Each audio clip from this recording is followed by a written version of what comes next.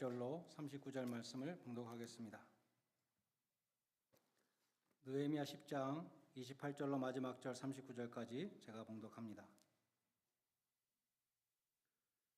그 남은 백성과 제사장들과 레위 사람들과 문지기들과 노래하는 자들과 느디님 사람들과 및 이방 사람과 절교하고 하나님의 율법을 준행하는 모든 자와 그들의 아내와 그들의 자녀들 곧 지식과 청명이 있는 자들은 다 그 형제의 귀족들을 따라 저주로 맹세하기를 우리가 하나님의 종 모세를 통하여 주신 하나님의 율법을 따라 우리 주 여호와의 모든 계명과 규례와 율례를 지켜 행하여 우리 딸들을 이 땅 백성들에게 주지 아니하고 우리 아들들을 위하여 그들의 딸을 데려오지 아니하며 혹시 이 땅 백성이 안식일에 물품이나 온갖 곡물을 가져다가 팔려고 할지라도 우리가 안식일이나 성일에는 그들에게 사지 아니하겠고 일곱째 해마다 땅을 쉬게 하고 모든 빚을 탕감하리라 하였고 또 우리가 스스로 규례를 정하기를 해마다 각기 세겔의 3분의 1을 수납하여 하나님의 전을 위하여 쓰게 하되 곧 진설병과 항상 드리는 소제와 항상 드리는 번제와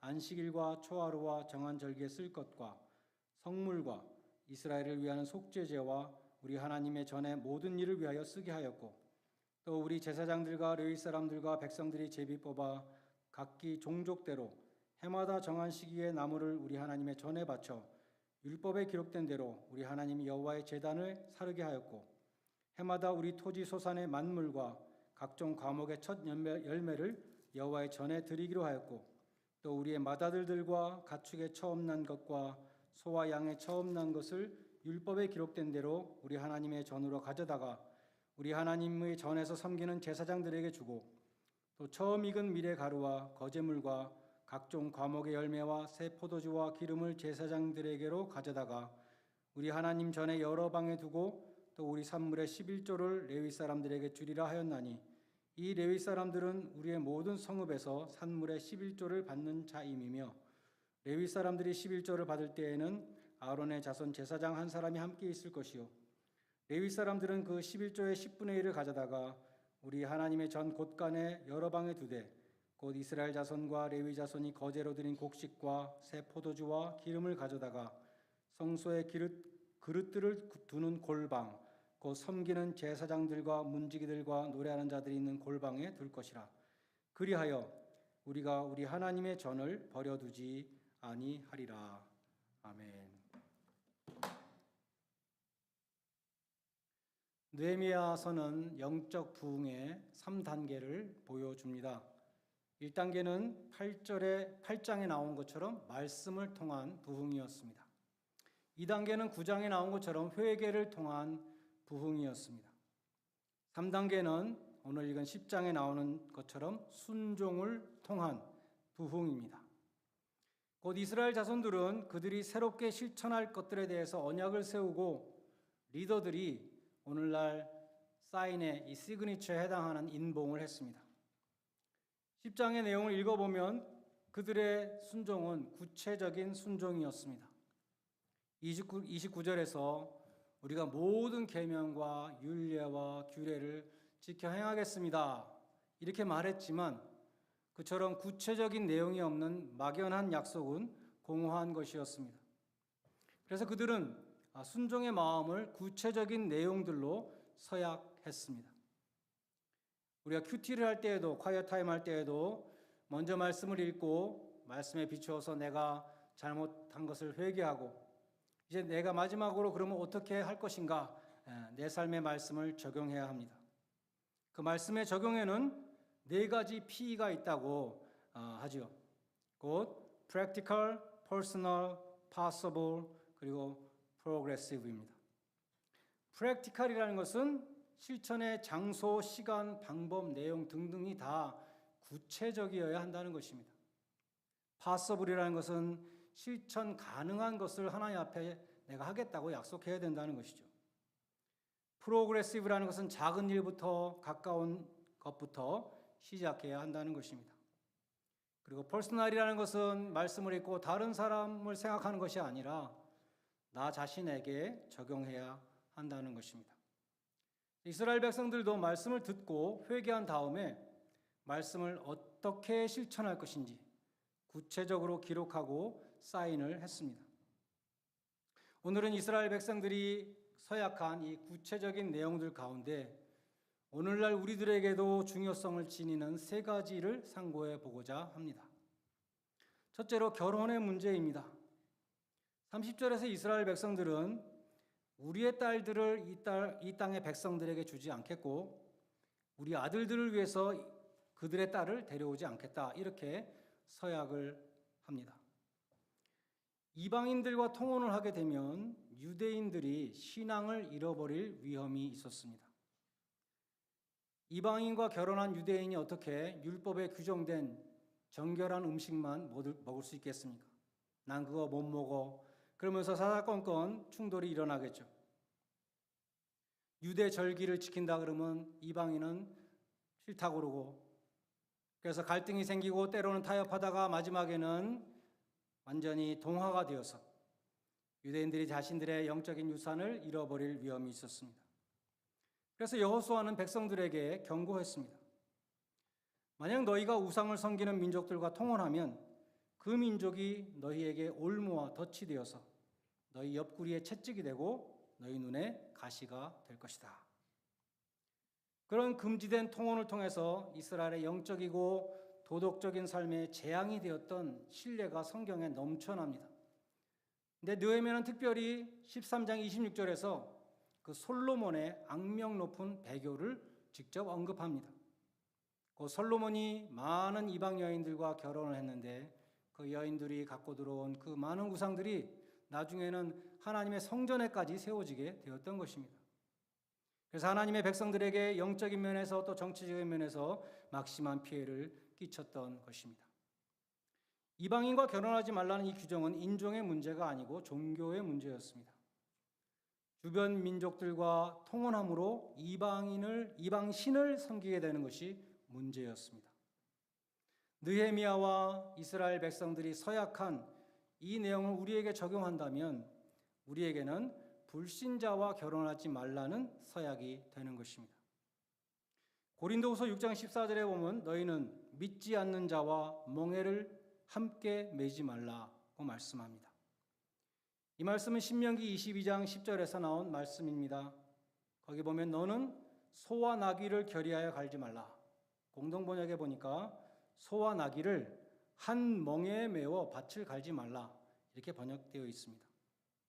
멍에라는 것은 두 마리의 그 소의 어깨를 이렇게 묶는 기구입니다. 한 멍에 밑에 두 소의 어깨가 딱 묶이는 것이죠. 두 마리의 소가 한 멍에 밑에서 같이 밭을 가는 것입니다. 그런데 소와 보폭이 다르고 또 속도가 다른 이 나귀하고 소를 한 멍에 묶게 되면 이 둘이 잘 보조가 맞지 않겠죠. 여러 주석을 보면 소와 나귀를 한 멍에 묶지 말라는 이 말씀에는 제의적인 리추얼한 그런 뜻이 있다고 합니다. 곧 소는 정결한 동물이고 성경에 보면 나귀는 부정한 동물로 분류됩니다.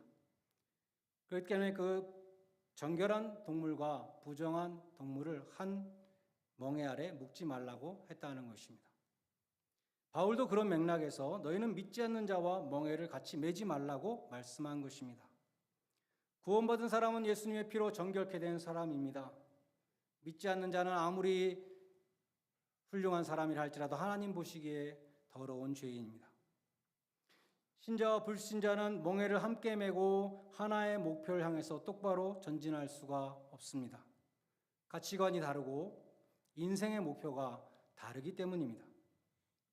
그런데 신자와 불신자가 하나의 멍에로 묶이게 되면 두 사람은 신앙의 길로 가기보다는 불신앙의 길로 가기가 더 쉽습니다.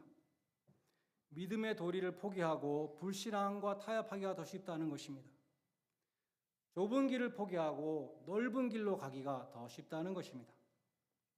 우리 교회 청년들이 많은데 결혼의 첫 번째 조건은 믿는 자, 그것이 되어서 믿음 좋은 부부가 함께 주님을 섬기는 그런 아름다운 가정들 다 이루시기를 바랍니다. 두 번째는 안식일의 문제입니다. 초대교회로부터 그리스도인들은 한 주가 시작되는 일요일을 그리스도의 부활을 기념하는 주일로 지키며 예배와 봉사와 안식의 날로 삼았습니다. 안식일이 하나님의 창조를 기념하는 날이었기 때문에 우리는 주님이 부활하신 주일을 하나님의 재창조를 기념하는 날로 지키는 것입니다.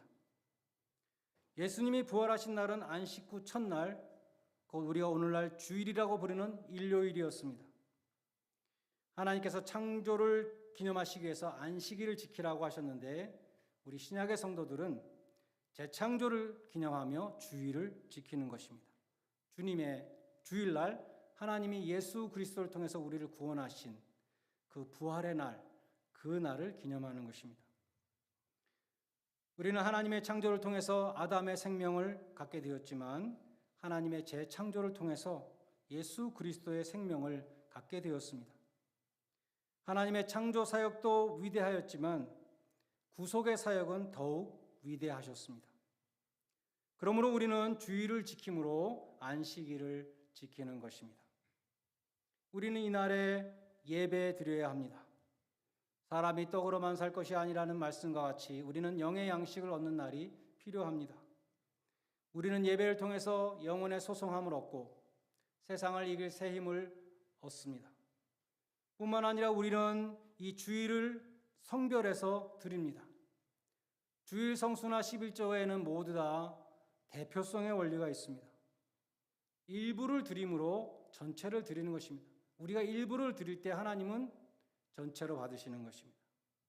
일부를 드리지 못하는 사람은 결국 아무것도 드리지 못하는 것입니다. 망각의 동물인 인간은 반복되는 주일 예배를 통해서 주님의 은혜를 다시 상기할 필요가 있습니다. 주일은 주님이 부활하신 날이고 성령이 강림하신 날도 주일입니다. 주일은 우리를 죄의 종으로부터 해방시켜 주시고 영생의 소망을 주신 하나님께 감사드리는 날입니다. 그러한 감사의 마음을 예물로 표현한 날이며 하나님의 말씀을 받고 성도들과 교제하는 날입니다. 뿐만 아니라 주님의 본을 따라서 선행에 힘쓰는 날이 되어야 할 것입니다. 십계명의 제4계명에 보면은 하나님이 안식일을 거룩하게 하셨다 그렇게 말씀합니다. 거룩하게 하셨다는 것은 구별하셨다는 것이죠. 그래서 이사야서 58장에 보면 안식일에는 오락을 행하지 말고 사사로운 말을 하지 말라고 말씀합니다.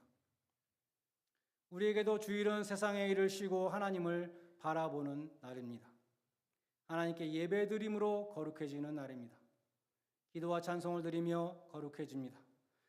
주일에 우리는 하나님 것을 성별해서 바칩니다. 하나님의 말씀으로 거룩해집니다.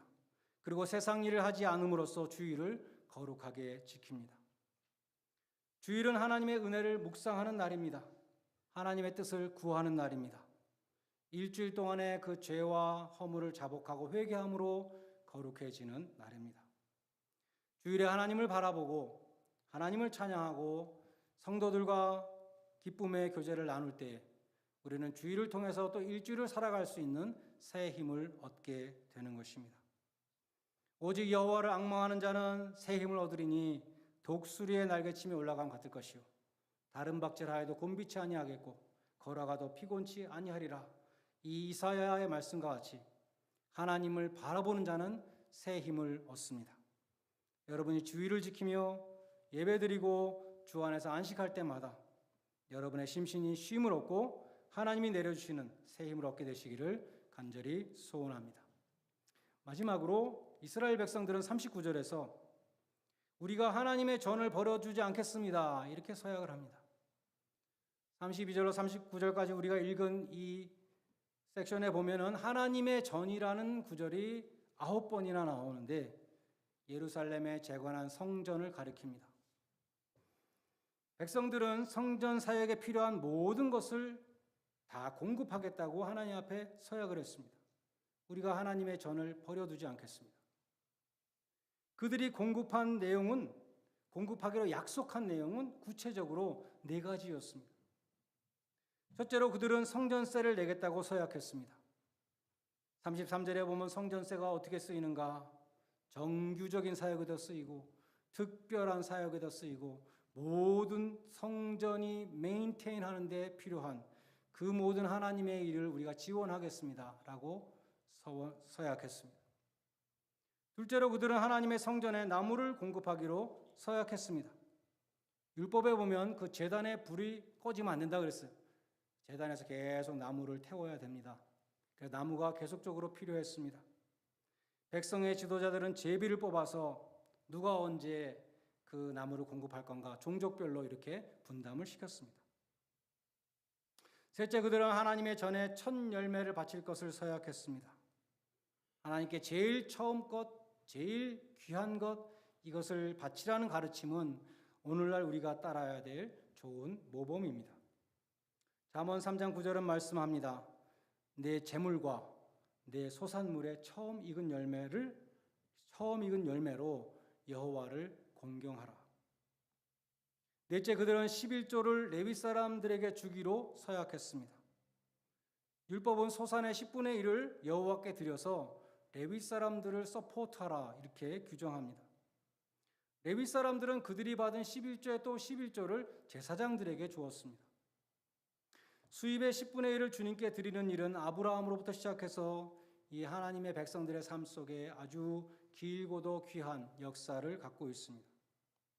그리고 오늘날도 전 세계 많은 기독교인들이 이 11조를 헌금의 지침과 모범으로 여기고 실천합니다. 우리도 헌금을 통해서 하나님의 집, 곧 교회의 필요를 공급합니다. 교회의 필요는 하나님이 다 주시는 것이다. 그렇게 말하는 사람도 있죠. 물론 맞습니다. 하나님이 공급해 주시는데 그 하나님의 공급은 교인 한 사람 한 사람의 그 헌신의 손길을 통해서 공급되는 것입니다. 그러므로 우리도 내가 하나님의 집을 버려두지 않겠습니다. 라고 그런 마음을 가져야 할 것입니다. 고린도전서 16장 1절로 4절에 보면 헌금에 대한 몇 가지 지침이 나옵니다. 첫 번째, 헌금은 매주일 드려야 된다. 왜냐하면 거기 말씀하기를 매주일 첫날 모일 때에 헌금을 모으라 이렇게 말씀합니다. 주일날 예배 드리는 날에 예배 한 부분으로 드리라는 것입니다. 우리는 하나님의 계속적인 은혜 가운데 살고 있습니다. 우리가 하나님의 은혜에 보답하여 드리는 헌금도 그러므로 지속적이고 정기적으로 드려야 하는 것입니다. 존 메가더 목사님은 이렇게 주석했습니다. 일주일의 첫날은 예배 드리는 날이다. 신자들이 헌금을 대하는 태도는 그들의 예배의 깊이와 불가분하게 연결되어 있다. 매주 드리는 예배는 주님이 우리에게 맡겨주신 소유에 대한 청지기 직분을 계속 상기시켜준다. 우리가 헌금을 제대로 하지 않는다면 우리는 예배를 제대로 드리지 않는 것이다 라고 말했습니다. 또 헌금은 누구나 드리는 것입니다. 각 사람이 드리라 그랬어요. 그러니까 부자만 하는 것이 아닙니다. 어른만 하는 것이 아닙니다. 주일학교 자녀들도 합니다. 직분자만 하는 것도 아닙니다. 그리스도의 몸에 속한 모든 지체는 다 헌금에 참여해야 합니다. 교인의 의무 가운데 하나가 헌금이죠. 또 각 사람의 수입에 따라라는 구절이 있습니다. NIV 성경에 보면 수입에 비례해서 드리라 이렇게 번역했습니다. 헌금은 모든 사람이 똑같은 액수를 내는 회비가 아닙니다. 수입이 많은 사람은 많이 드리고 수입이 적은 사람은 적게 드리고 11조의 원리이죠. 형편에 따라서 비율적으로 드리는 것입니다. 마가복음 12장 41절에 보면 예수님께서 헌금함을 향하여 앉으사 무리가 어떻게 헌금함에 돈을 넣는가를 보셨다 기록되어 있습니다. 예수님이 그냥 지나치신 것이 아니라 헌금함 앞에 탁 앉으셔가지고 사람들의 헌금하는 모습을 관찰하셨습니다. 보실세라는 이 단어는 동사는 미완료 시제로 한동안 지속되는 행위를 가리킵니다. 예수님이 사람들이 헌금 얼마나 하나 보는 거 봤다는 거 참 신기하지 않습니까? 주님은 오늘날도 우리의 헌금 생활을 보십니다. 당시 성전에는 13개의 헌금함이 있었다고 합니다. 당시에 지폐는 없고 동전만 있었습니다. 헌금함은 동전을 잘 받을 수 있도록 입구가 이렇게 넓게 나팔 모양으로 되어 있었고 이 헌금함은 나무로 되어 있지 않고 금속으로 되어 있었습니다. 사람들이 동전을 넣으면 쨍그랑하고 소리가 났습니다. 큰 동전을 넣으면 큰 소리가 났습니다. 동전을 여러 개 많이 넣어도 큰 소리가 났습니다. 그러나 예수님은 가장 작은 헌금을 드린 가난한 과부의 헌금을 칭찬하셨습니다. 그 과부는 2렙돈 곧 1고드란트를 드렸다. 렙돈은 유대인들의 화폐 단위이고 고드란트는 로마의 화폐 단위인데 가장 작은 화폐 단위였습니다. 렙돈에는 얇다라는 뜻이 있다고 합니다. 그녀가 던진 동전은 아주 얇고 가벼워서 쨍그렁 소리가 안 났을지도 모르겠습니다. 그러나 예수님은 그 과부의 헌금 속에서 온전한 헌신을 보시고 이렇게 말씀하셨습니다. 내가 진실로 너희에게 이르노니 이 가난한 과부는 다른 많은 사람보다 많이 넣었도다. 다른 사람들 다 풍족한 가운데 일부를 드렸지만 이 과부는 가난한 중에 자기의 모든 소유, 곧 생활비 전부를 넣었느니라. 가난한 과부가 드린 헌금은 희생이었습니다. 영어로 재물이나 제사는 모두 sacrifice로 번역이 됩니다. 하나님께 드리는 것에는 희생이 있어야 한다는 것입니다. 중심을 보시는 하나님은 그 희생, 그 헌신을 보시는 것입니다. 여러분도 하나님께 최상의 헌신을 하시기 바랍니다. 하나님께 바치기 위해서 자기에게 가장 소중한 그 양의 첫 새끼를 가슴에 품고 나온 그 아벨을 생각하면 가슴이 뜨거워집니다. 하나님은 여러분의 온전한 헌신을 받기 원하십니다. 하나님께서 우리 모두에게 가난한 과부의 귀한 헌신의 마음을 주시기를 주님의 이름으로 간절히 축원드립니다. 기도하시겠습니다. 하나님 아버지, 이스라엘 백성들은 하나님의 말씀을 듣고 자신의 잘못을 깨달아 회개하며 하나님 앞에 순종의 서약을 하였습니다. 막연한 순종의 서약을 한 것이 아니라 구체적인 내용을 서약하였습니다. 주님, 저희들에게도 주의를 성수하는 믿음을 주시옵소서. 또 하나님의 전 교회를 버려두지 아니하고 필요를 공급하는 청지기들이 되게 하여 주시옵소서. 또한 하나님께 최상의 헌신을 드리는 예배자들이 되게 하여 주시옵소서. 예수님의 이름으로 기도드리옵나이다. 아멘. 찬송가 449장 부르시면서 헌금하는